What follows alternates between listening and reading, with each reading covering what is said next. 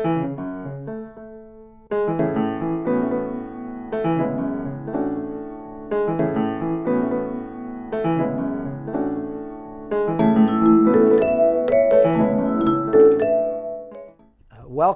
to the Tapestry of Life. I am Dr. Pascal Scholes, Professor of Behavioral Health and Human Services at Community College of Philadelphia. Today's topic is Kabbalistic healing. Spirituality is another dimension of human existence beyond the biopsychosocial framework that can be used to express resilience and bring understanding to how people express themselves, evolve, and heal.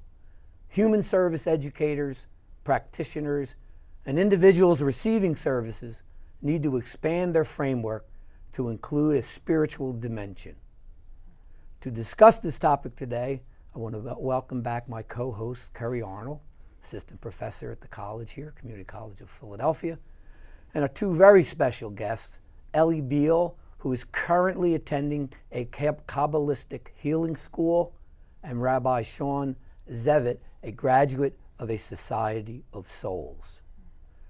You know, before we get started, I just wanted to begin by saying that this is one of four shows that's stressing spirituality. You know, there's one on Buddhism, one on Christianity, one on Islam, and now one on Kabbalistic healing.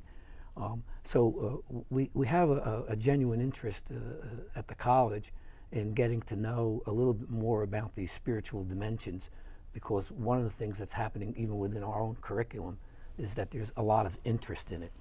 But this is a particular topic that I think we need a little introduction, maybe from the rabbi, about where it all came from, because what you're dealing with is an audience of people who I don't know if they have a good sense of this kind of process. So maybe I can start with. Sure. Okay. Sure.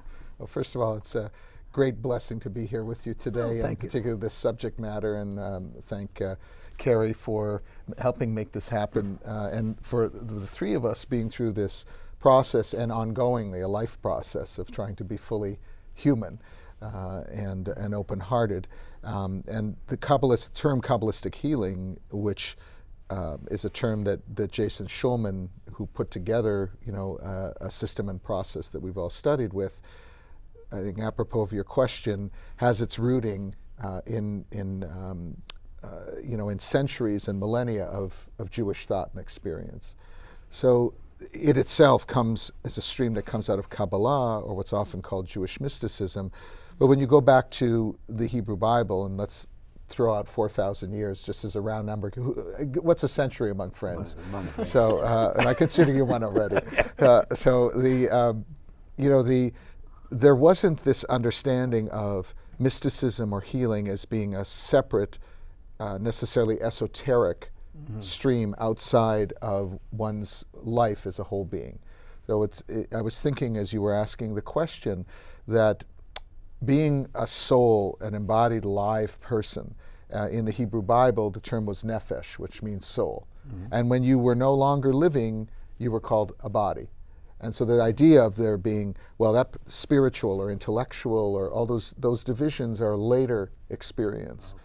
So the word Kabbalah itself is a later attender to the party of ongoing Jewish spirituality, and itself means to receive. L'kabel means to receive. So if I'm open and I'm open to life, or I, as a Hasidic saying is in the question of, well, where is God? Well, God is where you let God in. So that idea of being a receiver, being open to the cosmos, to life itself, and divinity flowing through that idea of divine flow, that goes way back. And so there are people we would call mystics in the Bible, but they weren't called that. Moses wasn't called a mystic. I mean, he was. We think. I mean, in terms of his experience, generally, when you see bushes that are burning and not consumed, or you go up into the divinity and bring down imperatives on existence, one could call that. Today, we would call that. Oh, that person's more mystical. But Moses, the elders, the prophets, all those people were in their communities. even some of the early rabbis around the time that Jesus came onto the scene, they were carpenters and blacksmiths. They had a trade, and they were also people that drew a circle to draw rain, or had an experience one day and said, "Oh, I was talking to Elijah. He came to me today and gave me a vision of what's going to happen." So it's really only a couple thousand years later, in the intersection with Greek thought, and as Jewish spiritual life becomes embedded in other cultures, that we start to see a little bit of these splits that take place in the ideas of it. But true. When you talk about Jewish spiritual life, yes, do you distinguish spiritual life from like mysticism, or are they considered one within the discussion? It's a great question. I think today many people would express it that way, particularly with the mainstreaming of Kabbalah into one of the spirituality options, separate from Jewish life and community.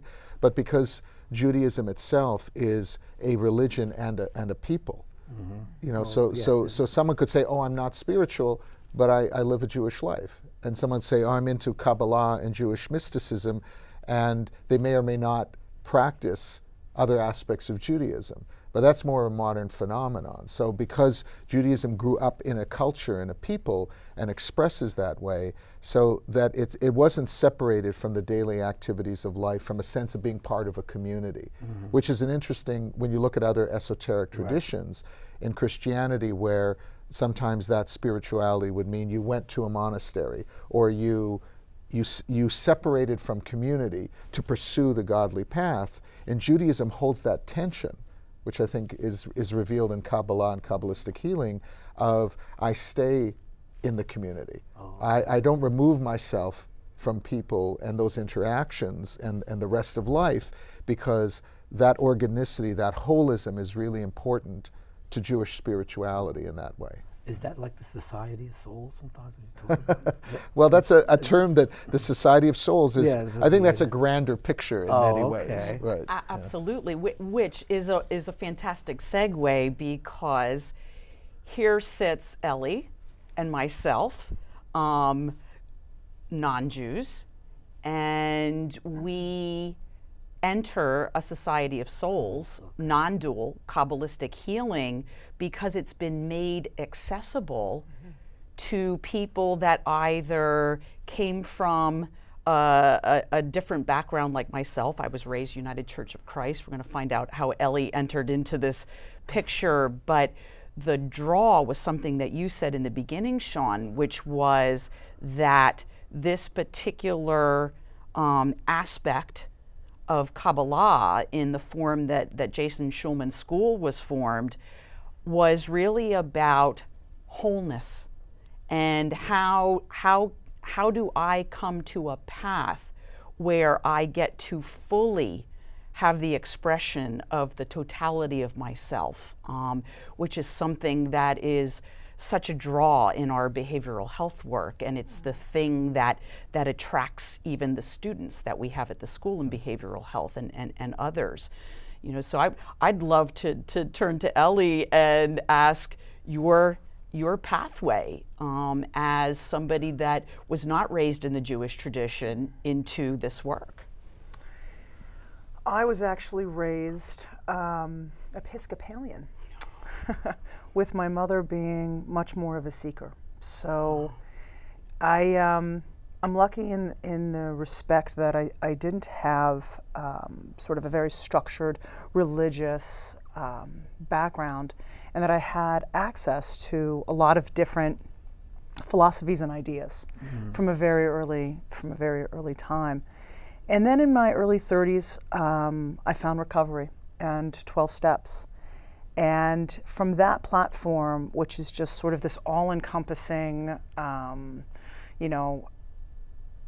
your own path to God, came a search for this different experience. It did, and also just a deeper understanding. The wonderful thing about 12 Steps is that it's very simple. It's a simple program. It's not easy, but it's very simple. Well, simplicity sometimes can get very complex. Exactly. And I think I needed it to be a bit more complex. So I was always kind of seeking that.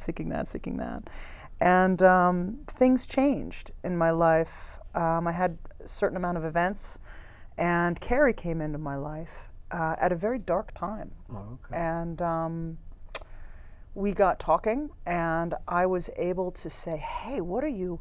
She had a broadness and a wholeness, and at the same time a reality to her that felt very grounded and healed. And having known her, I knew that she had struggled just like the rest of us.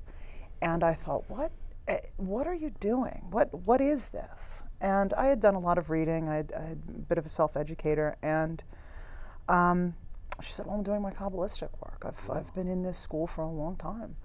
And everything just kind of hit right, if that makes any sense. Sure, it makes sense.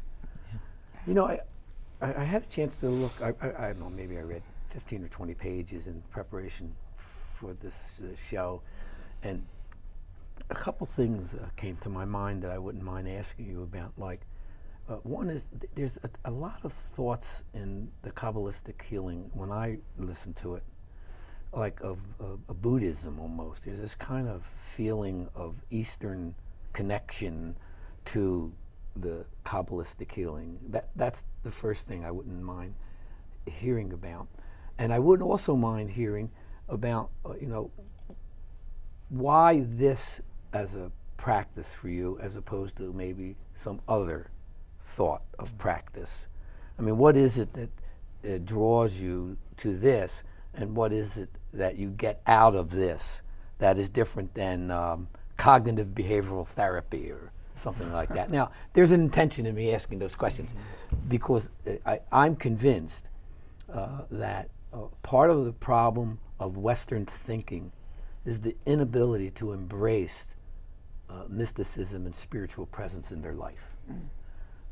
And I know that a lot of my, not so much Kerry and other faculty in the behavioral health program, but some of my psychology colleagues are very, very skeptical because most of us have been trained in the traditional Western scientific kind of style of looking at the world. So I was curious what you... Well, I wonder, would it be okay for me to say, before we drop there, which sure. I want to follow your lead too, as we're talking, I think there's a couple of other things that might be helpful in terms of context.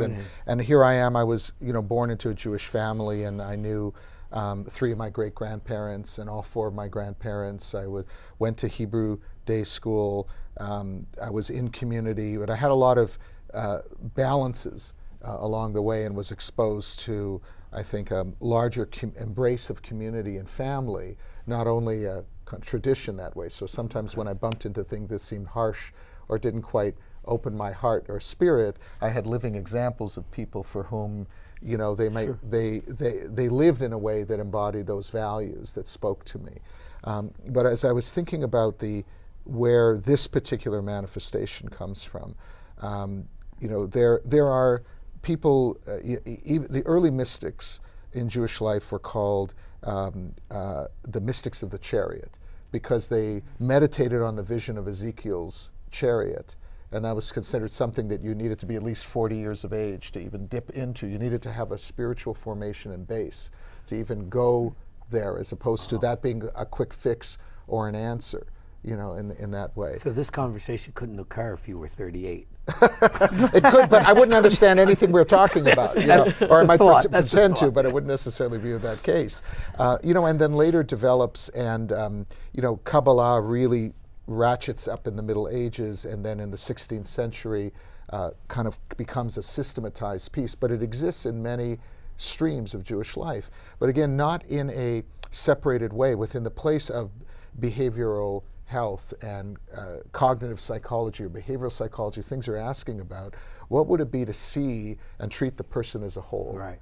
And that not as presentation of parts, so that if someone is more emotionally demonstrative, that doesn't mean they don't have a mind, or if they're embraced in concept, that doesn't mean they don't have a body. Sure. In fact, part of Kabbalah's idea of 4 worlds within worlds: body, heart, mind, and spirit, and they're all within each other at all times.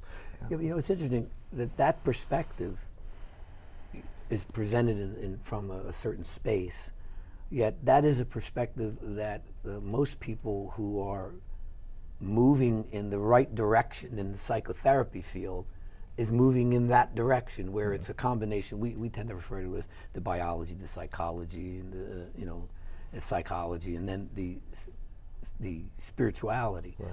And maybe what people need to do is to embrace more of your tradition to make it easier transition into where the field should be.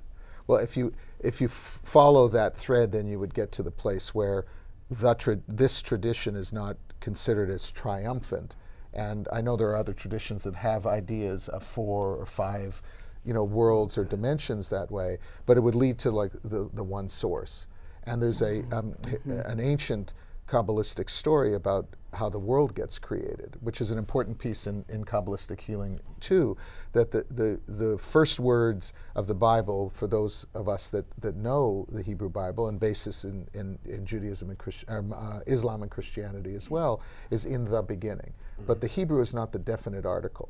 The Hebrew is with beginning or in beginning, which for the Kabbalists implies that there were other beginnings.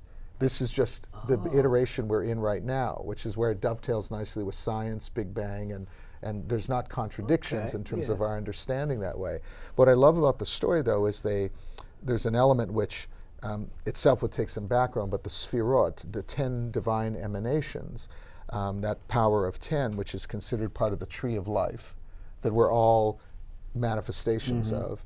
And the Kabbalists say, well, in the first creation, before the one we're in right now, there was no relational field. There was no partsufim. There was no interconnectedness. So each divine attribute came down on its own. Loving kindness, strength, compassion, but without any relation. It would be like saying everything was here. There was HOCN on the chemical chart, but there was no ability to have H2O. There was no bonding, right? And so that world collapsed under the weight of its lack of gravitational pull. You could see gravity as that loving bond in the universe. And so what the next beginning is the realization that we need that relational field.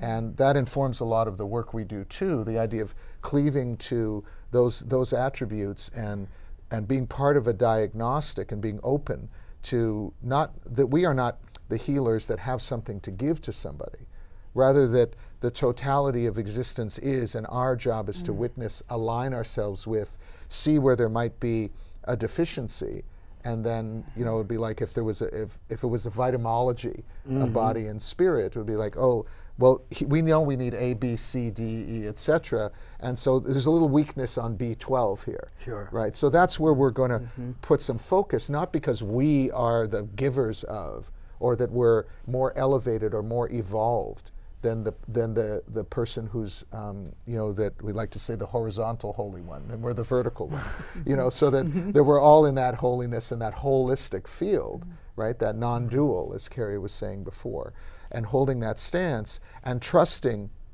that will help the alignment. And for me, that's been an important piece of where the Kabbalah comes in, is that even for the sages or the early mystics, one other story, and then That's all right. just kind of dipping in for the Yes, sake sure. of the background.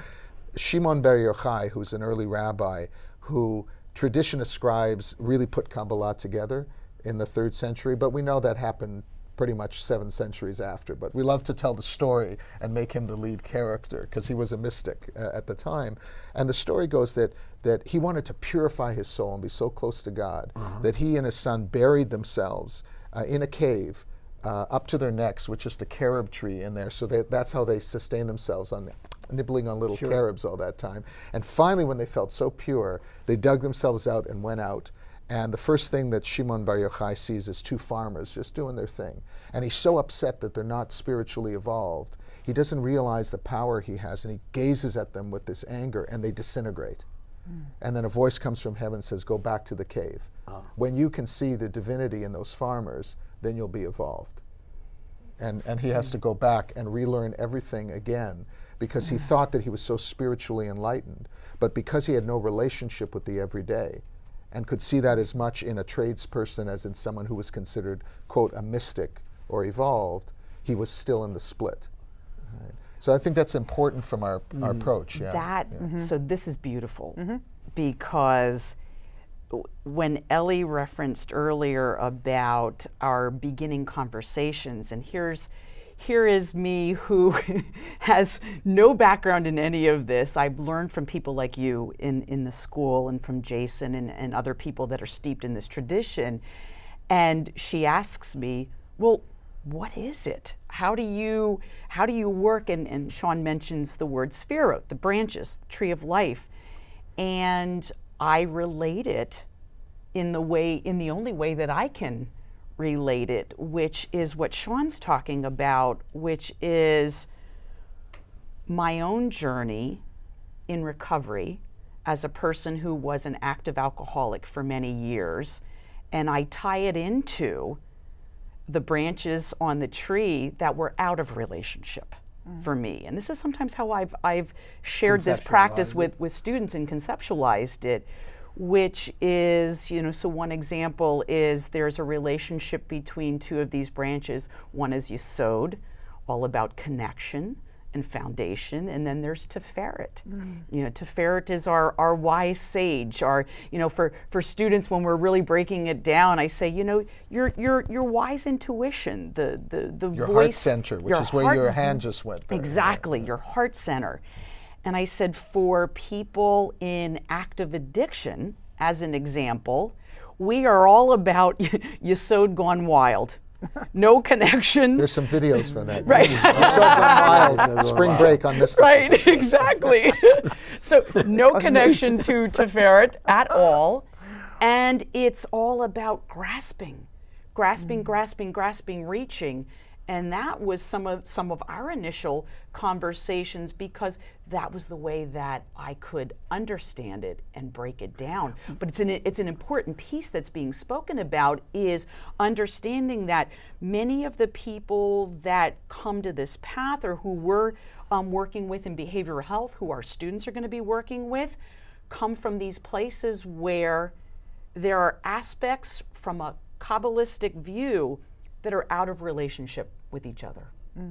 So there's some dysfunction. There's some dysfunction. You know what? I'm listening to it, and it sounds wonderful, if you know what I mean.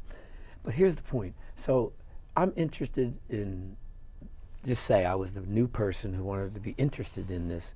What happens? I mean, do they go to a meeting, and is there a discussion? I mean, what does a beginner do? I mean, I'm kind of curious as how does life start with the Kabbalic healing? This would be great to direct this to Ellie, because Ellie is in the entry phase to all of this. I'm in the And first what does year. entry mean? Wow, what does entry mean? For me, it meant being open to a different kind of healing and a different kind of framework than I had ever experienced. And it's funny because you talk about behavioral health. I'm like 15 years psychodynamic with the same therapist, and really my childhood I had a therapist, so I have a degree in philosophy and psychology, so I'm very much psychodynamic based, and I believe in it, and it's been essential for my life. When you say psychodynamic, do you mean psychoanalytic? Psychoanalytic. Psychoanalytic. And So here you are, you grew up with Sigmund Freud, as they say. in some ways, I really did. Yeah, you grew up And- with Sigmund, and then you went along into a certain process of 15 years of life experience with Yes. a therapist of some sort. Well, I became an alcoholic and an addict. Okay, then, And then What- my therapist came in. so here's the point. So you had this experience, and it just didn't sit comfortably with you, I guess. It wasn't enough. I guess it wasn't enough. It wasn't what enough. wasn't enough? That's kind of, see, what I'm trying to do is make a transition to what wasn't enough and why this is kind of enough. So I'm closing in on the ending of my first year. Oh, And I okay. can honestly say that from the point that I'm at now, which is a rank beginner, Okay. what wasn't enough is that there wasn't reality. There wasn't this sense that I was whole already. There was always this sense that somehow going to therapy and being in therapy, that there was something inherently wrong that I was trying to figure out, that I was trying to make better, that I was trying to change. And that is not what this is about for me. This is really about being in reality today, exactly as I am, warts and wonders. What are those warts and wonders? That's what psychodynamic therapy gives me. I know what my warts are, I know what my wonders are, but how do you marry them? And how do you live as a whole person? Yeah, it does have a pathology foundation to it. All of reality It does today. really have that. And for me, it's been critical. It's been critical that I accept myself. It's been critical that I pathological. I sort of, what's the proper phrasing for that? Depathologize. Yes, logical something, right? Yeah, depathologize. You can make it up as you go. Myself, that I'm not this sort of dysfunctional character that perhaps I once was, because I needed all of that therapy in order to be able to accept myself, in order to be here, in order to be on a path that sort of right sizes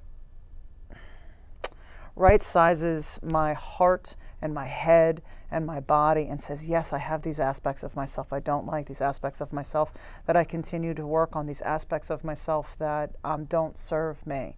That doesn't make me a broken human being. It makes me a human being. Can I accept all of that? The historical concept of a broken human being is the old pathology model. And there is actually a movement right within the field right now in recovery, the whole recovery and transformation model, in the sense that we have challenges in our life that have to be dealt with. And we need to just deal with challenges. And they're not necessarily things that will inhibit us for the rest of our lives. And the Kabbalah healing seems to have a little of that in it. You see it also, maybe a lot of it. I mean, I'm not that familiar with the topic. But I'm wondering, you can get it through this experience, but I assume people can get that same experience from a different path. Does that make sense? I'll ask the rabbi. Well, yeah, no, it's not my purview. The only reason, either of us could respond, I think, to that is, I hear what you're saying, and the inner watcher in me. Yeah. As much as it's attractive to nod my head in some ways to say there's something particularly special about that, the moment I'm there, I've split my thinking again. Oh, okay. Because that means everything else is not. Oh, all right. And so there may be something that we're drawn to this. Another process may work for somebody else. But I think sort of acknowledging that there are different methodologies and processes. One doesn't have to triumph over each other. This may be some of the Jewish rooting, the idea that we don't have an original defect. Rather, we're born B'Tselem Elohim in the image of the divine, and then our work is to get out of the way the places that we have fractured, been hurt, so that we can get back be to with the them, divine. and not even get back, because there's no place to get back to. Okay. This is it. There's no place to get to, and yet all of life is a journey to get somewhere. So it's both holding this both and, or just like in the sages in the Talmud, making sure the majority and minority opinions got recorded at all times, so that you didn't erase the other, to make the truth then triumphant. Because if you did that, then the shadow has a nice place to sit in there and go, look at me, I'm a rabbi, or I'm a healer, or I'm a psychotherapist, I'm so evolved. And one thing I appreciate about the approach of Kabbalistic healing, which Jason himself had to grow into as well. I remember in our first weekend where he advised that those who were there, people came in as proud theologians, psychic healers, like the resumes, the cards all went, and everyone's coming in with their identity maps that way. They said, for those of you who are the healers, the intuitives, the therapists, etc., you're going to have a harder time in many ways, because you're going to have to let go of those identities in order to be fully in reality. Because the moment you think, and what prompted you to get there in the first place? Oh, I became a psychic healer, or I'm a rabbi or a therapist. What is that an answer to? What's the presenting piece in my life that made me want to find healing through that modality? Oh, that's because I experienced this in my life. And if I'm not in relation to that, then I'm hiding behind my profession or even my methodology, as opposed to being in full relationship with the fact that, yes, there's days where I walk in. There's a wonderful thing around the day, Yom Kippur, the Day of Atonement, that you wear, old rabbinic tradition. You have two pieces of paper in your pockets, and one says the world was made for me, and the other says you're nothing but dust. and you kind of live with both of those realities, right? So here I am, I have something to offer. How could I be a spiritual leader, or be a Kabbalistic healer if I didn't think somewhere that hopefully the healthy ego says I have something to offer in life. But the moment I say I've got what they don't, is the moment where I'm back in that split thinking. Okay. So I am constantly being healed or growing in relationship. And I find this also through spiritual direction, which I work in and train Jewish spiritual directors, that idea of the ever-presence, the immanence of reality, truth, God, divinity, whatever we might term it, don't even have to be locked on a particular term. That's our stance, and things then flow from that. And then I can be present to what's needed as opposed to removed with my degree or my, whatever it is, because then that'll stop me from growing as well. I was talking to my synagogue board, the Rabbi Mishkan Shalom in Manioc Roxborough area here in Philadelphia. And I shared with my president and vice president recently some of the places I was struggling with. And remember they looked at me and they said, "Thank you so much." And I don't. And one of them said, "I don't think any of our rabbis has ever talked to us about where they struggled before." Oh, okay. Like, what would that have been if that was a possibility? Like, we don't think any less of you. Now we get to think together how to make us all more effective that way. And yet you are a spiritual leader at the same time. So that's, I think the characterology or the stories around the Kabbalists and their life has both the shadow and light in that. And, so I don't know how that plays out in terms of what your experience or thinking. Fantastic. Excuse me for taking No, over. I thought that was very when you talk about shadow, are you talking about shadow in the context that Carl Jung talked about it? I'm asking, I don't know. Yeah. In the sense that there are these hidden things about us, these things that are that we know, but everyone else kind of doesn't know, and that we need to marry our presentation of ourselves in life, our persona, as Jung called it, with those aspects of us that need to be humanized. And it's the process of humanizing the shadow that allows us to find our spiritual presence. I knew you were Jung at heart. Yeah. So I think that, thank you, Philadelphia. So I think you're onto it, and that's maybe the psychological version of the spiritual mapping, like as the prophet Isaiah channels in that moment recorded in the Bible. Speaking for the God field, right? I am all. I am both in light and dark, in good and the not good. I am of all things. So there's a yin and yang kind of story. Right. Locating it, knowing that that's I'm not. There's not like then the good and the evil battling it out for our souls, at least within the Jewish understanding. It's rather there is that we are in creation and of creation, and the hand that can caress can also hurt.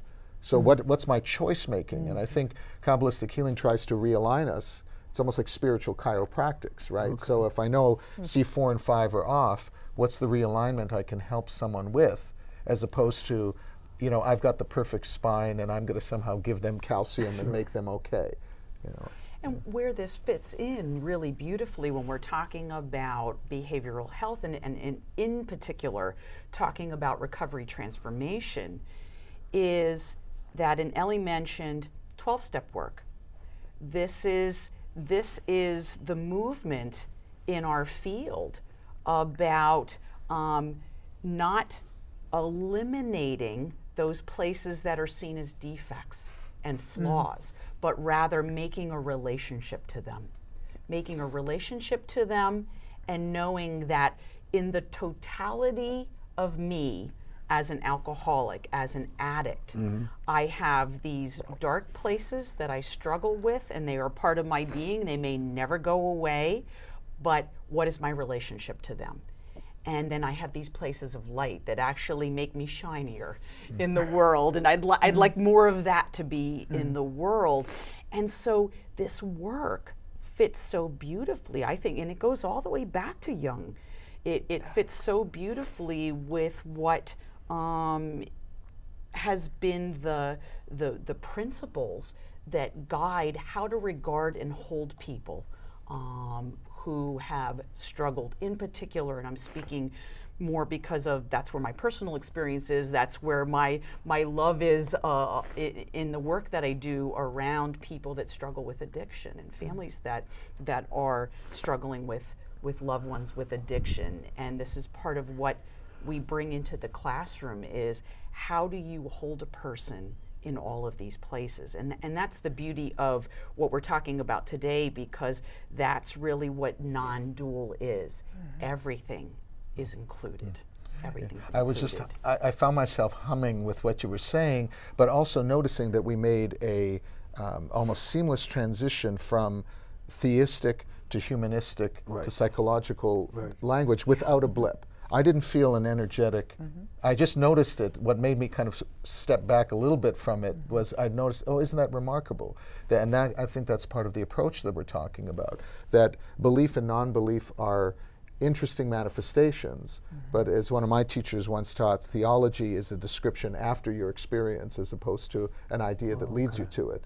So, this is, it can be couched in any of these terms, and also sits deeply in the Kabbalist idea of tikkun, which means repair or rebalancing life. And while that tikkun often is used in today's parlance in the Jewish world as tikkun olam, as social justice, the Kabbalistic, more ancient idea is that tikkun hanefesh v'olam, the repair or rebalance of the soul and the world, are seen as one continuum.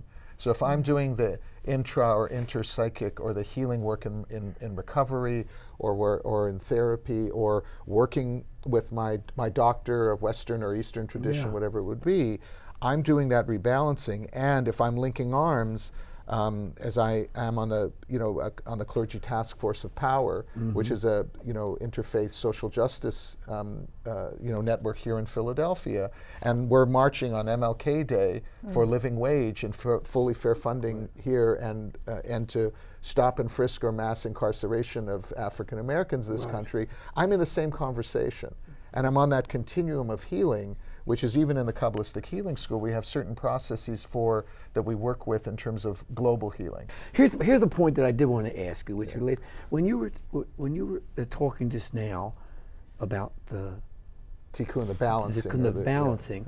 It reminded me of a lot of the work that we do around resilience, about the ability for people to rebound from negative life experiences.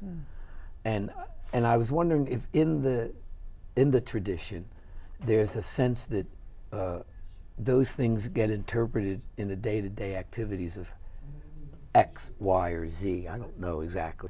Well, so the piece that we were talking about, tikkun, about that rebalancing, for me it's important to have that context, because that's one of the impacts of this work that it's had on me personally. That before I was thinking, I was operating in some split of I'm doing my own personal healing work or dealing with my issues, and then am I doing enough in the world? What about hunger and the environment and all these issues, which I don't see as separate from the self. Oh, I totally agree with you there. Right? So totally now we may go through periods of time where we're more or less active in one continuum, but healing that split, to say if I'm bedside or if I'm, even yesterday was sitting and going, I haven't been outside of the synagogue. We've got a beautiful stream and garden, and I said, wait a minute, for my own rebalancing, 15 minutes, just get out of the building and have my lunch by the stream. That was, for me, as important as study or being by bedside or helping to organize a living wage campaign. And I think that sense of wholeness is really important. Otherwise, we live in these splits and we become less effective. And I know this work too. And I've worked in, I've had therapists, most of my adult life as well. Spiritual director, all sorts of forms of healing. In fact, I was exposed to Kabbalistic healing before, I was in the school, itself. So I think one of the biggest pieces from that place of tikkun or rebalancing in a holistic way has been the opening up. You talked about the reality map, has been getting a greater sense of my own. What is a reality map? Meaning that it's all of the all, as opposed to just my experience, or I know this, therefore I've dealt with that.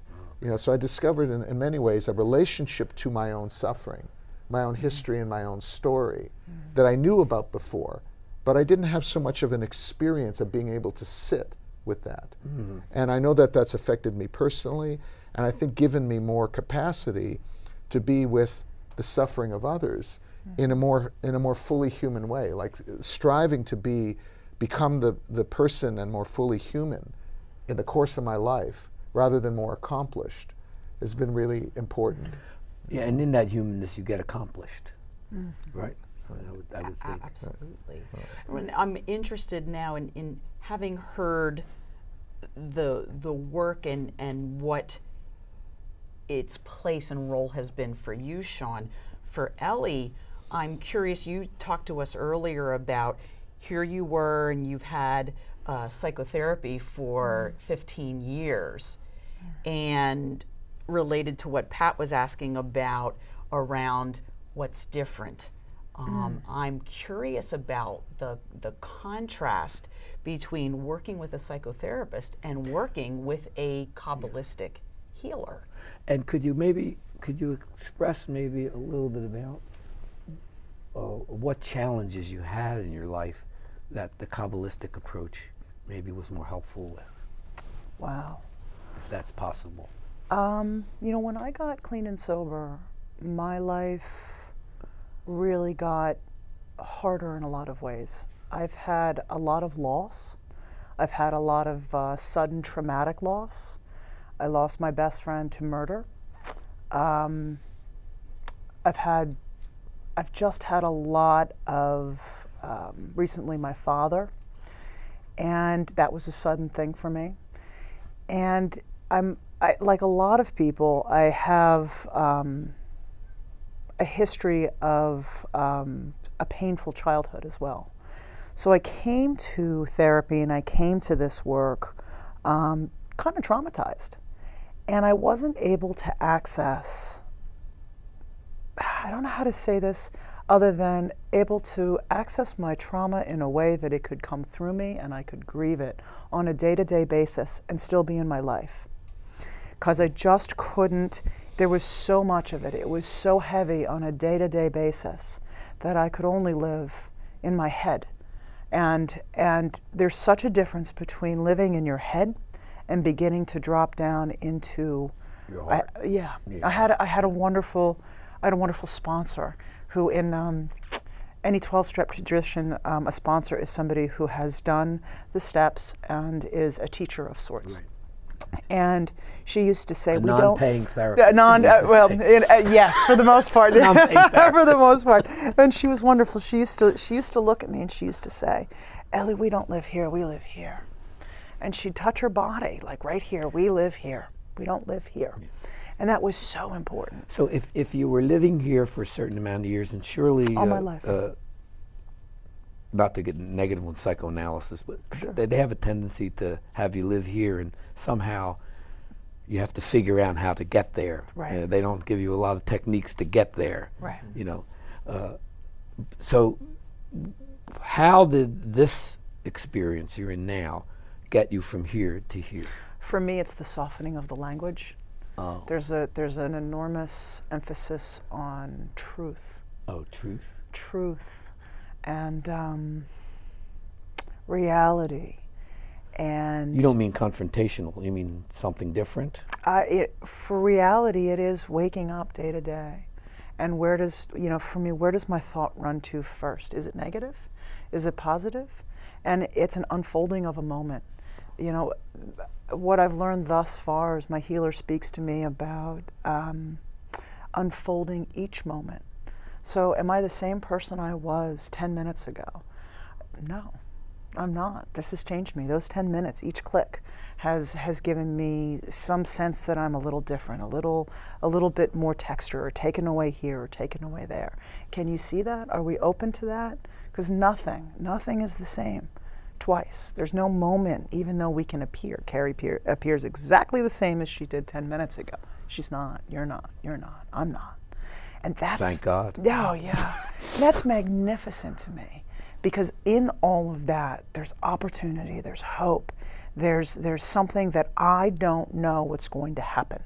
And if you are a person of drama, trauma, craziness, chaos, and it really has happened to you, you know, I picked up the phone to call my best friend, and he was dead on the floor because he had been murdered. And you know, for me, that was a relationship of 18 years and gone like that.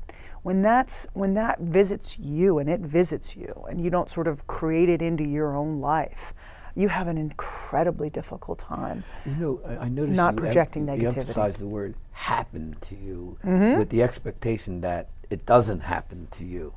It's that you never expect that. Nobody expects what these. you really meant was this is life. Yes. And so the use of the word "happen" is really not the proper. So you are a Kabbalistic healer. Well, maybe I am. I don't know. Yes. But I'll tell you, you know, it's because your language and the way you life. emphasize the word, you know, gets one to think that you mean something different. It is life, and that's what I mean, is that this is my life. So that may not happen to you, it may not happen to Carrie, I hope it doesn't. But whatever happens to me in my life is my life, and that's okay. True. And you can't project that that's going to happen in the future, just because it's happened in the past. To get out of that projection. Here's and it might be more personal I say this.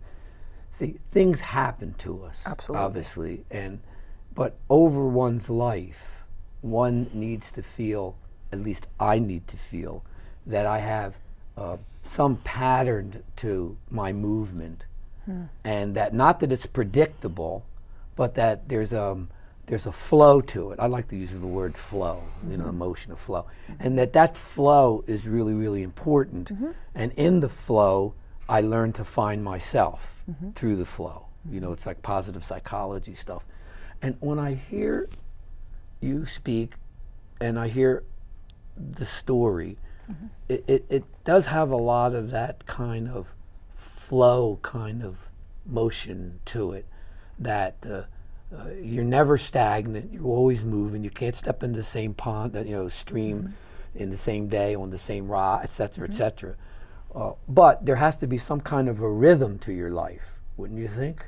At least for me, I feel that there's got to be some kind of a rhythm to what happens. And you know, it's interesting. It's interesting. You say the Kabbalah healing doesn't occur until someone's over 40. You're supposed to let them know then. Well, you know what's interesting about that is that if I reflect back on my life, I was religious under 40, growing up Roman Catholic, and then you know, falling away from it. But I noticed that when I got older, and I would say more like in my 50s, my mind and my thinking shifted to a more general spiritual presence in the universe, and more of a, like almost like a Native American thought, you know, of, you know, don't throw the trash out because that's alive and the earth's alive and all that. And it sounds a little bit, so the question is, when you're in your healing, as opposed to someone being more concrete and say in therapy, but say in healing, is that what happens to you or not? I mean, is that how you move from one place to another? I can pull out of my trauma. I can pull out of a trauma-based reality for me almost. Because there is a reality to that when your life is so all of a sudden interrupted, bang. You know, the flow stops. You stop. You contract. Oh my gosh! you know, something I have loved has just been kind of ripped from me. What the Kabbalistic healing has enabled me to do on a day-to-day basis, and when I am with my healer, there is a connection, a relationship that allows me to have a broader, more impersonal view of my own life. That like I you can witness yourself, as they say. I can witness sometimes. myself, but it's personal not at in the a same detached time. way. Right, it's personal at the same time. It's impersonal and it's personal, because you almost grow out of the trauma. You grow up enough. There's space that's created, is what I really want to say. There's space between the stop of the flow because of something has happened that is traumatic. Let me ask a different kind of question like that. You know, sometimes when things happen to you, at least when they happen to me sometimes, the way that I used to, when I did therapy with people, is I would try to get them to actually separate themselves from the event and witness the event in a different way, and then bring themselves back together, because we need to be both objective and subjective about our existence. Does that make sense to you? It makes sense to me. Absolutely. And Pat, what you're really saying is, in the language that we would use in non-dual Kabbalistic healing, is the personal and the impersonal, which is what you're really talking about. And interesting in what Ellie just spoke about is, I both am a healer and I receive healings. And in many ways, the healer and the healee are experiencing the same space and territory and navigating it all at the same time. So that, unlike therapist and client, there isn't even that split. There is a relationship that's happening on the same plane. So when you were using, it was very interesting, when you were using the language of happen to, in our healing work, I'm not giving you a healing from here. I'm with you. A healing is happening. Healer and healee are healed in the moment. And that is a really wild concept for people to wrap their brains around when we think about, Sean was talking earlier about the splits. So much of traditional psychotherapy, there's still a split between therapist and client. I am the knower and wise one that can help your broken self. Ellie was talking about that earlier. In non-dual Kabbalistic healing, we are healing together. And that's a way that you can view it. How does this get interpreted in your everyday life? I mean, what happens to you now that you're involved with this, would you say? I can be more personal and impersonal. Personal and impersonal. In my day-to-day life. And so I have a greater access to my shadow side. I have a greater and with a greater access to my shadow side comes a greater compassion. And I can see it in others. I also have a greater capacity for taking my whole self in for the good parts as well, and saying, well, I think I can be kind over here. I can think oh gosh, I'm not feeling so good over there. I'm feeling a little bit of some anger over here. What's this about? I don't have to express it in this way. Is there a way that I can massage it linguistically? Can I add something to this too? Because it's interesting as we're talking, and I'm also imagining the viewers here that they might say, oh, well, we had the intellectual component and now we're getting more of the psycho-emotional part of the program. And for me, that's illusory. Like the depth of what I experienced and what you described while I was talking about the ancient story or some of the background, for me is as much of the truth of my life as it is. So I want to, just for the viewer's sake, to not say that we're not sitting here with that dichotomy. And everything that you were just talking about, for me in this work, part of the scary part is to kind of entering this path and seeing, oh wow, on one hand I'm more accomplished, on the other hand now I'm more aware of my inadequacies. And that part of that healing is that I'm not a faulty person for that. So that even though I'm a spiritual leader in a community that way, and I have so much more accomplished, I'm now aware about and puzzled sometimes. I say, why that people tell me more and more what they're receiving from me, positive in their life, do I feel more poorly about myself? And in the past I might have said, oh, I'm probably not up for the task, or if they only knew, instead of realizing, oh no, now I'm strong enough to deal with the places I feel weak enough about. And that I'm not split as a result of that. That's part of me too. That's part of that younger self now being able to come out to the light, to be held by the adult me and to nestle into the universe. Would you agree that the split that we talk about is helpful to people in order to find the non-split experience? But that's what Carrie was talking about. that's exactly what It's not truly non-dual if you don't accept duality. Right. If I'm just a child of the light and I can't handle anybody's bad Right. behavior, I'm not enlightened. I'm just somewhat disassociative.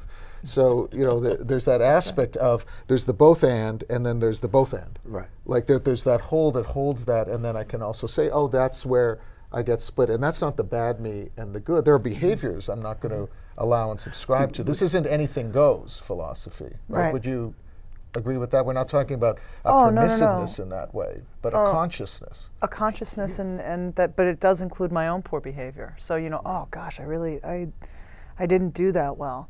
And how am I going to do it better next time? And does that person need an apology? And how, it really is holding yourself accountable and responsible Well, you see, in a completely different way without beating yourself up.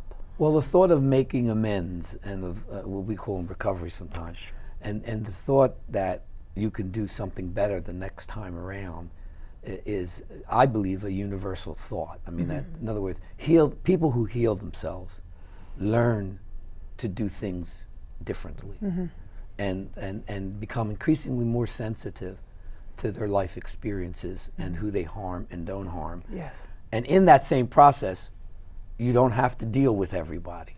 That's sometimes, I've often said in class, for example, if there's toxic people in your life, don't deal with them. That's right. Try to stay in as much of a positive. Part of that wholeness may be that you have to say Yes. that anything goes, or accepting everything and anything is not actually a healthy behavior that way. Yes. In Jewish tradition, again around the High Holy Days, we talk about a teshuvah, which means the returning.